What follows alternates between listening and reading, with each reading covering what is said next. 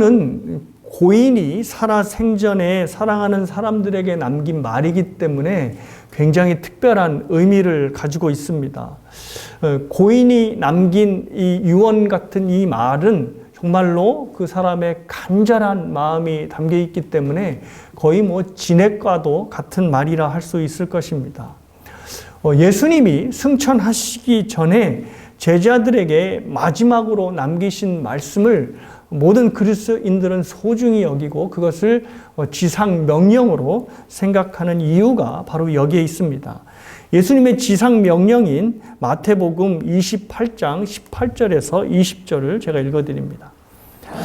예수께서 나와 말씀하여 이르시되 하늘과 땅의 모든 권세를 내게 주셨으니 그러므로 너희는 가서 모든 민족을 제자로 삼아 아버지와 아들과 성령의 이름으로 세례를 주고 내가 너희에게 분부한 모든 것을 가르쳐 지키게 하라. 볼지어다 내가 세상 끝날까지 너희와 항상 함께 있으리라 하시니라. 예수님은 죽으시고 또 3일 만에 부활하셨고 지금은 하늘보좌 우편에 앉아 계시기 때문에 사실 고인이 되신 분은 아니십니다. 그래서 예수님께서 남기신 이 말이, 이 지상 명령이 예수님의 유언이라고 말할 수는 없지만 이 세상에서 예수님이 제자들에게 남긴 마지막 말이기 때문에 사실 유언과도 같은 성격을 가지고 있습니다. 그래서 우리는 이 예수님의 명령, 모든 명령이 중요하지만 특별히 이 마지막 명령을 굉장히 중요하게 생각하죠. 이 지상 명령을 영어로 The Great Commission이라고 이제 부르기도 합니다. 해석하면 위대한 위임이다라는 해석이 될 것입니다. 예수님께서 마지막 유언과도 같은 말씀을 당신의 제자들에게 그리고 이 땅의 모든 그리스도인들에게 남기셨는데 그것이 바로 위임, 즉 부탁이셨다라는 것입니다. 그러니까 너희는 이렇게 좀 내 대신 해달라라는 것이 위임이죠. 그러니까 예수님께서 마지막 이 세상을 이제 하늘로 올라가시면서 하신 말이 우리에게 부탁을 하신 것입니다. 내 대신 이제 너희가 이렇게 좀 해줘라고 하는 위임을 하시고 이제 예수님께서 하늘로 올라가신 것입니다. 이 위임의 내용, 즉 마태복음 28장 우리가 보았던 이 말씀을 한 단어로 축약해 보자면 바로 전도가 될 것입니다. 예수님께서 이 땅에서 전도하시며 제자들을 삼으신 것처럼 이제 예수님이 없으니 그 일을 중단하지 말고 이제 그 일을 우리가 위임을 받아서 해야 하는 것입니다. 그래서 이 전도가 예수님께서 우리에게 부탁하신 매우 중요한 위임이자 명령이 되었습니다. 자, 그런데 이 전도가 우리에게 굉장히 중요하고 또 의미 있는 큰 명령임에도 불구하고 잘 안 되고 또 어렵게 느껴지는 것이 사실일 것입니다. 일단 전도해야 되겠다라고 마음 먹기도 상당히 힘이 들고 또 마음을 다부지게 먹는다고 해도 믿음이 전혀 없는 사람들에게 어떠한 말로 시작해야 할까? 그리고 괜한 말로 덤벼들었다가 오히려 더 관계만 악화되는 것이 아닌가라는 생각이 드는 겁니다. 저희 가족이 좀 경험했던 이야기인데요. 미국에 온 지 얼마 안 돼서 경험한 이야기입니다. 저희가 2004년에 왔으니까 거의 20년 가까이 이제 되는 건데 20년 전의 일이라 할 수 있습니다. 당시 저희는 좀 순진한 마음으로 미국 사람들은 다 크리스찬으로 알고 있었습니다. 그래서 이제 마음을 푹 놓고 있었죠. 그래서 이제 성탄절이 됐습니다. 성탄절이 되니 당연히 무슨 인사를 하겠어요? 메리 크리스마스라고 인사를 했는데 메리 크리스마스라고 인사를 하니까 이 인사를 받은 미국 사람이 갑자기 얼굴이 딱 변하면서 하는 말이 당신이 내가 무슨 종교인 줄 알고 메리 크리스마스라고 인사를 하냐고. 그래서 저희 아내가 그렇게 인사를 했거든요.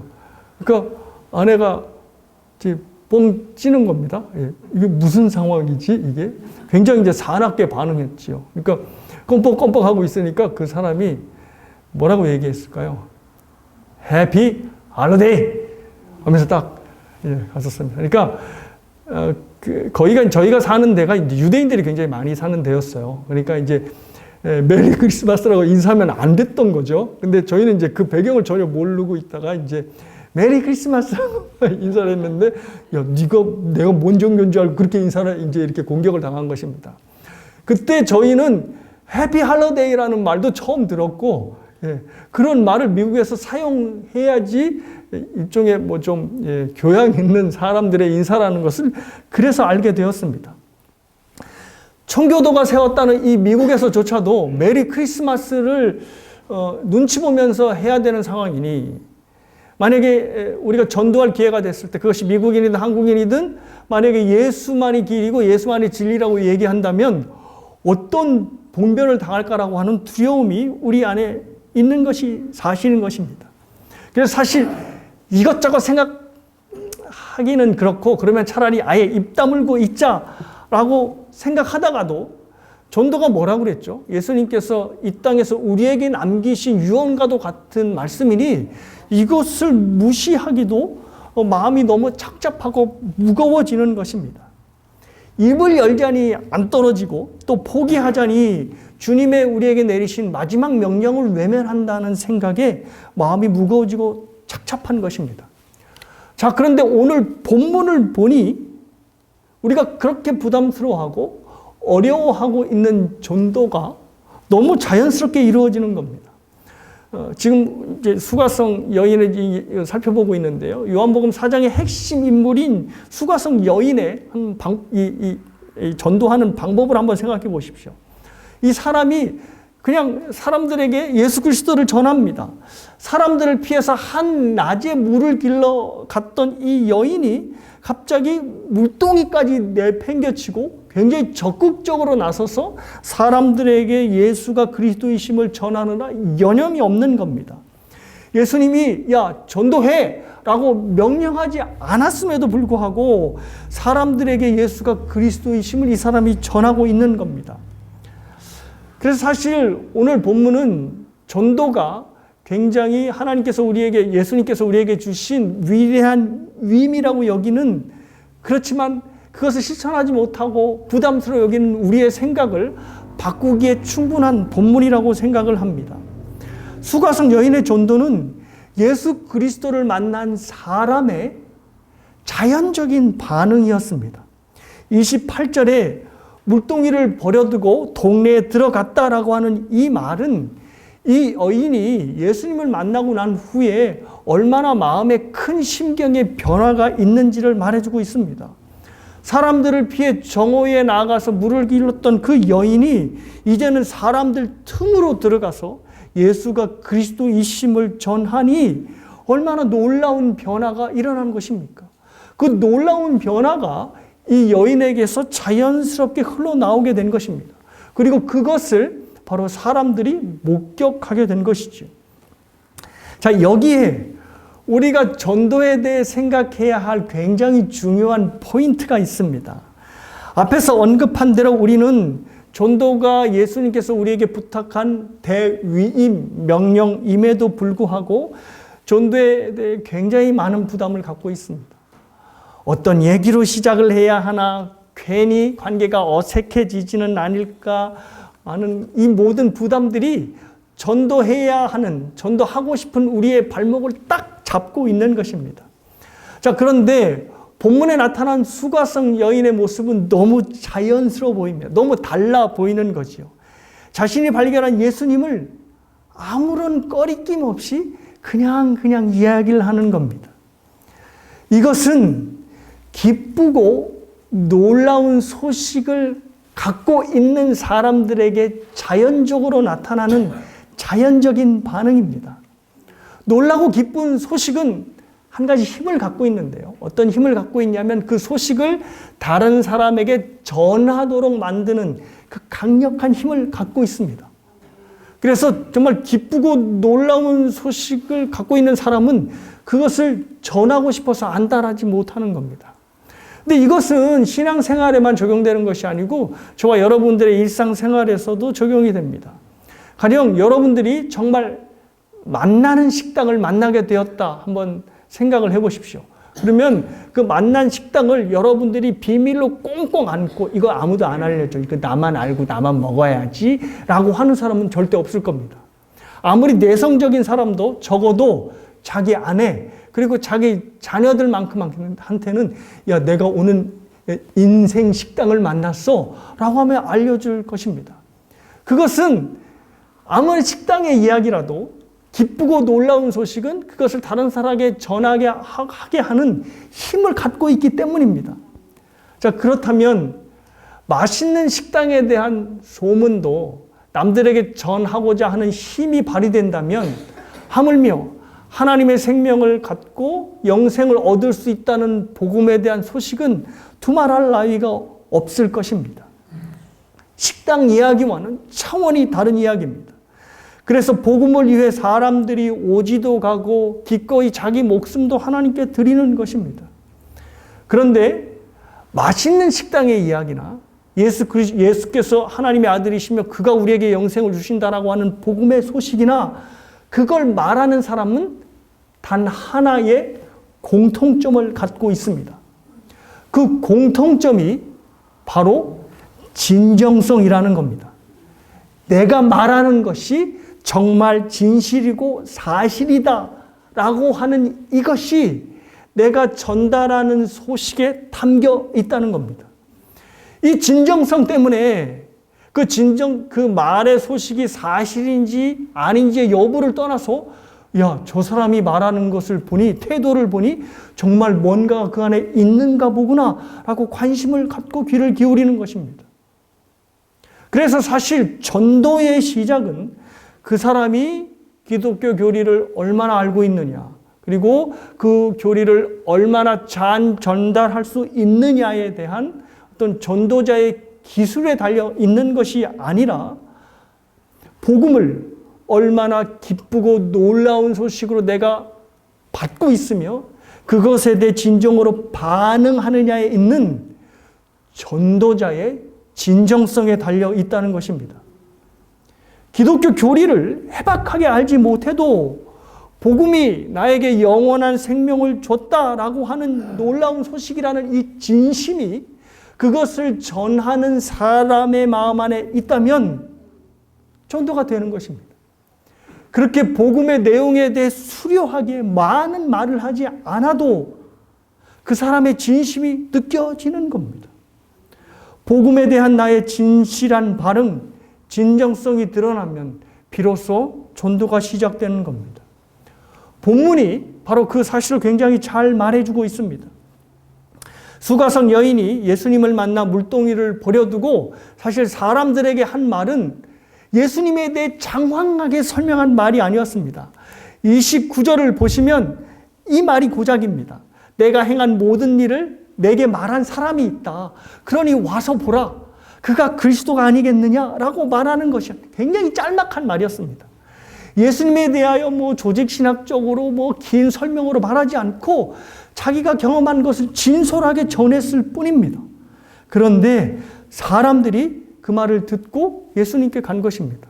근데 더욱더 놀라운 것은 보라, 이는 그리스도가 아니냐라고 하는 이 짧은 말도 예수의 그리스도 되심을 100% 확신하여서 한 말이 아니라는 겁니다.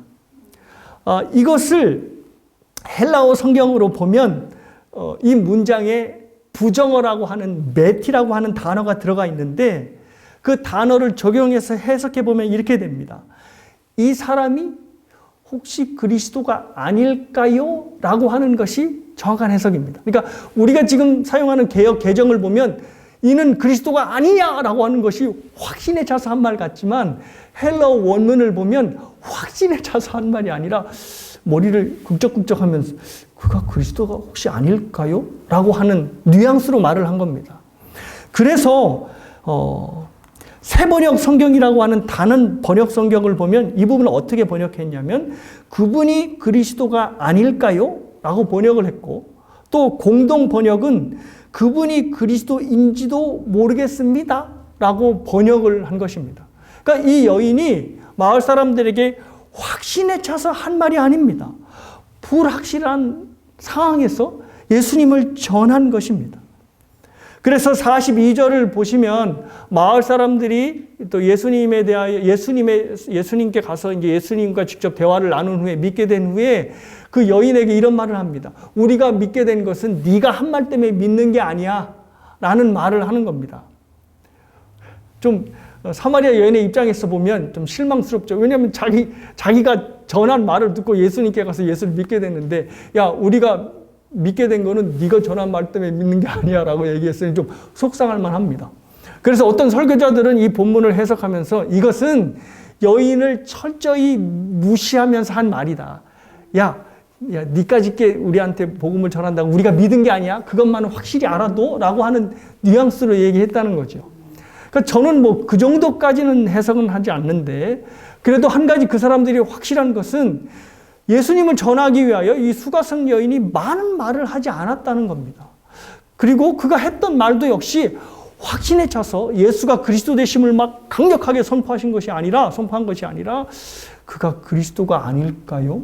라고 하는 불확신에 찬 말로 한 것이니 이 사람들이 여인의 말을 듣고 믿는 것이 아니라는 말이 전혀 틀린 말이 아니라는 겁니다. 하지만 이 여인에 대하여 강력한 영향을 받은 것은 분명합니다. 뭐냐?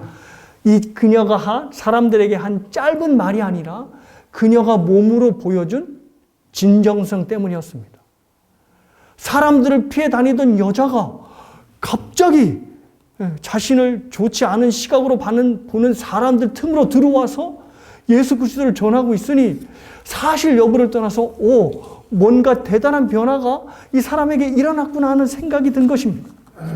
그래서 그 여인이 몸으로 직접 보여준 예수 그리스도의 진정성 때문에 사람들이 마음을 열게 되었고 그녀의 말처럼 와서 예수 그리스도를 직접 보는 일까지 일어나게 되었다는 것입니다. 우리가 전도에 대하여 적용해야 할 포인트가 바로 여기에 있습니다. 복음이 정말 하나님이 나에게 주신 기쁜 놀라운 소식이라면 그 기쁜 소식에 대한 진정한 진실된 반응이 저와 여러분에게서 나와야 합니다. 주 예수보다 더 귀한 것 없네 라고 하는 찬양을 했다면 그 찬양의 가사가 우리의 삶에서 진정성 있는 행동으로 모습으로 나와야 한다는 것입니다. 그러면 우리 주변에 있는 사람들이 우리가 부른 찬양을 보며 아울러 우리의 행동을 보고 저 사람들은 어떻게 이 세상에서 주 예수보다 더 귀한 것이 없다고 찬양을 하지? 이 세상에 예수보다 귀해 보이는 것이 얼마나 많은데 라고 하며 궁금증을 갖고 우리에게 관심을 기울일 것입니다. 도대체 뭐지? 세상에 예수보다 귀한 게 없다는데 그 예수가 과연 누구지? 라고 하며 우리의 삶을 쫓아 우리의 교회로까지 오게 될지도 모르겠습니다. 신앙 고백도 마찬가지입니다. 우리가 사도신경으로 항상 신앙 고백하죠. 뭐라고 고백합니까? 전능하사 천지를 지으신 하나님이 우리 아버지가 되심을 믿사오니라고 사도신경으로 그렇게 시작을 하죠. 그렇다면 그 고백대로 그 고백의 내용에 대한 반응이 우리의 삶에서 나와야 된다는 것입니다. 천지를 지으신 하나님이 저와 여러분의 아버지가 되신다는 그 내용이 우리의 입술만이 아니라 우리의 삶에서 구체적인 행동으로 나와야 되는 겁니다. 그래야 사람들이 우리의 모습을 보고 저 사람들이 고백하는 것은 진정성이 있어 라고 하며 우리의 고백을 쫓아 교회 안으로 들어오는 것입니다. 근데 그것이 아니면 우리의 찬양 따로 우리의 삶 따로 우리의 고백대로 우리의 삶 따로 간다면 그거는 뭐 그냥 저들이 행하는 종교 행위에 지나지 않아 라고 우리의 찬양과 신앙 고백에 대하여 시큰둥하게 될 것입니다. 어느 목사님이 유명한 코미디언 쇼에 참석을 했다 합니다. 유명한 그 명성답게 코미디언은 그냥 한마디 말로 사람들을 들었다 놨다 했다지요. 그의 한마디 말에 청중들이 막 배꼽을 막 움켜잡고 웃기도 하다가 또 그의 한마디 말로 눈물을 철철 흘리는, 그래서 코미디언에 완전히 사로잡힌 쇼를 이 목사님이 목격하게 되었습니다. 그래서 저 코미디언이 무슨 능력이 있길래 저렇게 청중들을 들었다 놨다 하나. 그래서 그 비결을 묻고자 이 목사님이 그 코미디언을 찾아가 물었답니다. 당신은 지어낸 말에도 불구하고 사람들이 그렇게 열광을 하며 반응을 하는데, 나는 목사로서 진실을 말하는데도 사람들의 반응이 시큰둥합니다. 이게 도대체 어찌된 일입니까? 라고 물어보니 이 코미디언이 이렇게 답을 했다 합니다. 나는 꾸며낸 말을 사실처럼 말하는 것이고, 당신은 진실을 거짓말처럼 말하기 때문이 아닐까요? 라는 말을 했다 합니다. 물론 코미디언이니까 좀 이렇게 유머스럽게 답을 했겠지요. 그런데 그의 대답이 바로 이 진정성과 관련된 것이 아닐까 저는 생각합니다. 오늘날 많은 그리스도인이, 많은 교회가 힘을 잃었다고 보는 이유는 저를 포함한 이 땅의 그리스도인들이 자신들이 갖고 있는 복음에 대하여 진정성 있는 모습을 내보이지 못하기 때문이 아닐까 생각합니다. 주 예수보다 귀한 것은 없다라고 찬양을 하는데, 그리고 그 찬양을 하면 목이 메이고 아멘 하면서 찬양을 하게 되는데, 삶을 보면, 또 삶을 추적해 보면 정작은 돈이 제일 중요하고, 수단과 방법을 가리지 말고 성공해야 하고, 내가 내 삶의 주인공이라는 끊임없는 메시지를 내 삶이 갖고 있다면 이것은 복음에 대한 진정성을 드러내는 것이 아닐 것입니다. 우리는 분명 복음에 대해, 예수 그리스도에 대해 진실된 진정성 있는 반응을 보이지 못하는 것입니다. 사랑하는 여러분, 전도는 다른 사람들을 믿게 만드는 것이 아니라 내가 믿는 것을 진실하게 드러내는 것이고 진정성 있게 반응하는 것이 전도입니다. 그래서 우리는 물건을 광고하는 광고 모델과 다를 수밖에 없습니다. 광고 모델은 자신이 광고하는 제품을 굳이 신뢰하지 않아도 충분히 광고할 수 있습니다. 사람들로 하여금 내가 광고하는 모습을 보고 저 제품은 신뢰할 만해 라고 하는 이미지만 주면 그뿐인 것입니다. 하지만 전도는 다릅니다. 전도는 복음이 나에게 얼마나 큰 영향력을 미치고 있고 내 삶을 얼마나 바꾸고 있는지를 보여주는 진정성이 없으면 아무런 전달력이 없는 것이 바로 전도가 되는 것입니다. 이 진정성이 빠지면, 진정성 있는 복음에 대한 반응이 저와 여러분의 삶에 빠지면 전도가 안 된다는 것입니다. 그러기에 복음의 진정성이 정말 필요한 것입니다. 근데 여기서 오해하지 마셔야 될 게 하나 있습니다. 그럼 우리가 복음에 대한 진정성만 보여주면 전도가 끝나느냐? 그게 아닙니다. 전도가 시작이 되는 겁니다. 결국 전도가 완결되는 것은 복음의 내용이 무슨 내용인지가 정확하게 전달이 돼야 됩니다. 자, 아까 사람들이 여인에게 무슨 좀 서운한 말 했죠. 야, 우리가 예수를 믿게 된 것은 네가 한 말 때문이 아니야 라고 말한 것이 좀 속상한 말이기도 하지만 일리가 있습니다. 왜냐하면 그 사람들이 예수 그리스도를 믿게 된 것은 물론 여인 때문에 예수님께 갔지만 예수님께 간 그들이 예수님과 이틀을 유하면서 복음을 나누었기 때문입니다. 말씀 그 자체이신 예수님께서 얼마나 복음에 대하여 상세하게 설명을 해 주었겠습니까? 그러니 그들이 복음의 내용을 듣고 예수를 그리스도로 믿게 된 것입니다. 그러니 목사님이 하는 말이 복음의 진정성만 보이면 전도가 된다? 그건가? 라고 오해하시면 안 됩니다. 그죠? 복음을 여러분들이 진정성 있게 받아들여서 그것을 내보이는 것은 많은 사람들이 복음으로 인도하게끔 하는 시작에 불과합니다. 그러나 그 진정성이 저와 여러분의 삶에서 보이지 않으면 뭐조차 안 된다? 전도의 시작조차 안 된다는 것을 기억해야 합니다. 사실 이 부분이 저와 여러분이 가장 두려운 부분이 될 것입니다. 왜냐하면 저와 여러분의 삶에서 복음의 진정성을 보며 복음이 진짜인지 아닌지를 확인하는 사람들이 우리 주변에 있기 때문입니다. 특별히 누가 그럴까요? 여러분의 자녀와 손주들일 것입니다. 맨날 아빠, 엄마가, 할아버지, 할머니가 교회는 가. 그런데 사는 게 보면 전혀 세상 사람들과 다를 게 없어. 야, 사람들이 네가 좋은 대학 가야 알아주지. 뭐 교회도 다른 거 없어. 네가 좋은 대학 가서 좋은 데 취직해봐라. 사람들이 너 알아주지라는 말을 합니다. 그래서 사실 굉장히 저와 여러분이 부담을 가지면서 이야기를 들어야 합니다. 정말 내가 하는 찬양, 내가 하는 신앙 고백과 나의 삶이 다르다면 우리 자녀들이 그것을 제일 먼저 알아봅니다. 도대체 우리 엄마 아빠는 교회를 다니면서 어떻게 살고 있는 거지? 아, 그냥 종교행위를 하러 다니는구나 라고 이해를 합니다.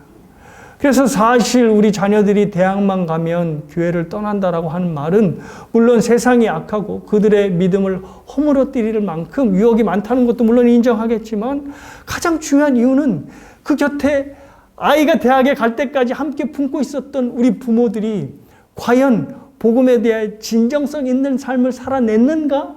라고 하는 반성이 저와 여러분 앞에 먼저 해야 될 반성이라고 생각합니다. 복음에 대한 진실한 반응을 보이며 살아가는 것, 이것은 믿지 않는 사람들뿐만 아니라 내 곁에 있는 사랑하는 사람들이 정말 복음이 무엇인가를 보여주는 중요한 통로가 됨을 기억하시기를 바랍니다.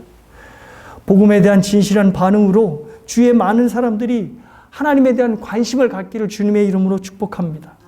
그래서 주님을 궁금해하는 역사가 우리의 삶에서 일어나게 되기를 주님의 이름으로 아울러 축복합니다. 이렇게 진실된 복음에 대한 반응을 하며 사는 사람들은 세상을 바라보는 굉장히 특별한 시선을 하나 갖게 됩니다. 그것이 바로 세상을 휘어진 밭, 즉 추수할 곡식이 가득 찬 그런 밭으로 바라보게 되는 것입니다. 이것이 바로 제자들과 예수님이 세상을 바라보는 결정적인 다른 시각이었습니다. 사마리아를 바라볼 때요, 제자들은 어떤 시각으로 바라봤냐면, 저기는 절대 지나가지 말아야 할 곳, 저기는 절대 하나님의 백성이 될 수 없을 사람들이 모일 곳으로 바라보았고, 예수님은 그것을 전혀 다른 시각, 즉 저기야말로 하나님의 백성이 될 사람들로 가득한, 예수님의 표현대로 밭이 휘어진 추수할 곡식으로 가득한 그런 밭으로 그 밭을 바라보았습니다. 그래서 예수님께서 35절에 바로 이 말씀을 하셨습니다. 너희는 넉 달이 지나야 추수할 때가 이르렀다 하지 아니하느냐. 그러나 나는 너희에게 이르노니 너희 눈을 들어 밭을 보라. 휘어져 추수하게 되었도다. 여기서 넉 달이 지나야 추수할 때가 이른다라고 하는 이 말은 사실 제자들이 한 말이 아니라 당시 사람들이 많이 알고 있었던 속담이라고 합니다. 이 속담은 지금 열심히 씨앗을 뿌리면 넉 달이 지나면 너희들이 추수할 수 있다라는 것을 의미했다 하지요. 정말로 이 속담대로 이 씨앗을 뿌리면 당시에 사람들은 한 4개월에서 6개월이 지나면 이것을 곡식으로 거두었다 합니다. 그래서 씨앗을 뿌리더라도 한 4개월은 기다려야 돼 라고 하는 의미로 이 속담을 서로 이야기했다지요. 그런데 여기에 대해서 예수님이 다른 말씀을 하시는 겁니다. 너희는 넉 달이 지나야 추수를 할 수 있다고 그렇게 말을 하고 그렇게 생각을 하지, 그런데 나는 지금 당장 추수해야 하는 흰 밭, 휘어진 들녘으로 보고 있어 라는 말씀을 하는 겁니다. 예수님이 말씀하시는 휘어진 들녘이라고 하는 것은, 휘어진 밭이라고 하는 것은 바로 사마리아 사람들을 말합니다. 당시 유대인들의 눈에 사마리아 사람들은 절대 하나님이 백성이 될 수 없는 사람들이었습니다. 혈통적으로 섞인 것은 차치하더라도 그들의 신앙이 완전히 이방인의 신앙과 다를 것 없을 정도로 혼탁해 있었습니다. 말씀드린 대로 그리심 산에 자기들만의 성전을 세우고 예배를 드리고 있었으니 그들의 예배는 참다운 예배가 아니었습니다. 그래서 예수님께서 따끔하게 한 말씀 하시죠. 너희들에게서 구원이 나오는 것이 아니고 구원은 유대인에게서 나온다라는 말씀을 한 것입니다. 유대인의 우월성을 말한 것이 아니라 너희들의 예배는 잘못됐다라는 것을 이야기를 합니다. 그러니 유대인들이 사마리아 사람들을 정통성 있는 하나님의 백성으로 바라봤겠습니까? 당연히 아닐 것입니다. 그런데 예수님께서 그 사마리아 사람들을 뭐라고 말씀하시냐면 희어진 밭, 곧 추수해야 할 알곡들로 바라보시는 것입니다. 예수님이 이렇게 전혀 다른 시각을 가지고 있었던 이유는 바로 수가성 여인 때문이었습니다. 자기가 수가성 여인에게 예수님의 하나님 되심을 드러내자 이제 수가성 여인이 마을로 찾아가서 예수의 그리스도 되심을 선포할 것을 예수님은 아셨습니다. 그래서 그 믿음대로 정말 수가성 여인이 사마리아로 찾아가서 복음을 사실 말하였고 비록 확신이 없는 말이었지만 그 말을 통하여 많은 사람들이 그리스도 앞으로 돌아오게 되었습니다. 그래서 예수님의 이 말씀대로 사마리아 사람들이 희어진 밭, 즉 곧 추수할 곡식들이 되어진 것입니다. 그로 인하여서 그들이 놀라운 고백을 하는데 바로 유대인들도 하지 못한 고백을 바로 예수님께 하게 됩니다. 41절과 42절을 보십니다. 예수님의 말씀으로 말미암아 믿는 자가 더욱 많아 그 여자에게 말하되 이제 우리가 믿는 것은 내 말로 인함이 아니니 이는 우리가 친히 듣고 들었죠. 예수님을 통해 들었죠. 그가 참으로 세상의 구주인 줄 알미라 하였더라. 세상의 구주라고 하는 표현을 주목해 보십시오. 이것은 유대인들도 예수님을 보면서 한 고백이 아닙니다. 사실 이 세상의 구주라는 이 표현은 로마의 황제들에게만 사용됐던 표현이라고 합니다. 사실 로마인들은 자기 스스로에 대해 어떤 프라이드를 갖고 있었냐면 그렇게 남의 나라를 침공하면서도 이것이 침공하는 것은 침공해야만 해. 왜냐하면 그 미개인들을 로마 문명으로 세울 수 있기 때문이지 하고 하면서 자기 문명에 대한 프라이드를 갖고 있었다고 합니다. 일종의 야만 문명에서 그들을 구원해내는 것이 로마인의 어떤 소명 같은 걸로 생각을 하고 있었다는 거죠. 그래서 로마 황제들은 자기네들을 뭐라 생각하고 있었냐면 세상의 구주, 그러니까 세상을 구원하는 세이비어로 그렇게 자기들을 치겠다고 합니다. 그러니까 로마의 황제들에게 사용하는 그 단어가 사마리아 사람들을 통해 지금 누구에게 사용되고 있죠? 그렇죠. 바로 예수 그리스도를 향해 사용되고 있다는 것입니다. 이것이 바로 35절에서 예수님께서 사마리아인들을 향해 그들은 바로 희어진 밭이다라고 말씀하신 이유입니다. 도저히 말도 알통할 것 같은 수가성 여인이 마을에 뿌린 복음의 씨앗으로 말미암아 도저히 하나님의 백성으로 돌아올 것 같지 않은 사람들이 하나님의 백성으로 돌아오는 놀라운 일이 바로 이 현장에서 생겨나게 된 것입니다. 예수님이 수가성 여인에게 씨를 뿌려 곧바로 수확하게 되었고 이 수가성 여인도 바로 마을에 들어가 씨를 뿌려서 곧바로 수확하게 된 것입니다. 그래서 36절에 뿌리는 자와 수확하는 자가 함께 즐거워한다라는 말씀을 한 것입니다. 뿌리는 자 그리고 기다렸다가 그것을 추수하는 것이 아니라 뿌림에 동시에 수확을 하는 놀라운 역사가 일어나게 된 것입니다. 설교를 준비하면서 기도문 하나가 떠올랐습니다. 그것은 바로 온더우드 선교사님의 기도문입니다. 온더우드 선교사님은 우리나라에 복음을 뿌리는 일에 정말로 헌신하였고 지금의 연세대학, 세브란스 병원, 또 교회로 치자면 세문안 교회를 설립하는 굉장히 한국의 근대화에 많은 기여를 하신 선교사님이십니다. 제가 이제 읽어드릴 기도문은 아펜젤러라고 하는 선교사님과 함께 한국에 착 도착하셨을 때 그의 마음을 담은 기도문이라고 합니다. 전부는 못 읽고 일부분만을 제가 읽어드립니다. 주여, 지금은 아무것도 보이지 않습니다. 주님, 메마르고 가난한 땅, 나무 한 그루 시원하게 자라 오르지 못하고 있는 땅에 저희들을 옮겨와 심으셨습니다. 그 넓은 태평양을 어떻게 건너왔는지 그 사실이 기적입니다. 주께서 붙잡아 뚝 떨어뜨려 놓으신 듯한 이곳에 지금은 아무것도 보이지 않습니다. 보이는 것은 고집스럽게 얼룩진 어둠뿐입니다. 어둠과 가난한 인습에 묶여 있는 조선 사람뿐입니다. 그러나 주님, 순종하겠습니다. 겸손하게 순종할 때 주께서 일을 시작하시고 그 하시는 일을 우리들의 영적인 눈이 볼 수 있는 날이 있을 줄 믿나이다. 믿음은 바라는 것들의 실상이요 보이지 못하는 것들의 증거니 라고 하신 말씀을 따라 조선의 믿음의 앞날을 볼 수 있게 될 것을 믿습니다. 지금은 예배드릴 예배당도 없고 학교도 없고 그저 경계의 의심과 멸시와 천대함이 가득한 곳이지만 이곳이 머지않아 은총의 땅이 되리라는 것을 믿습니다. 주여, 오직 제 믿음을 붙잡아 주시옵소서. 사실 이 기도문의 내용은 진짜 언더우드 선교사님이 썼는지 아닌지 그 진위 여부가 좀 이렇게 왔다 갔다 하는 논쟁이 있는 내용입니다. 그러나 저는 한 가지 확실한 것은 이것은 언더우드 선교사님뿐만 아니라 그 당시 우리나라에 처음으로 발을 디뎠던 모든 선교사님들의 마음이자 기도라고 생각합니다.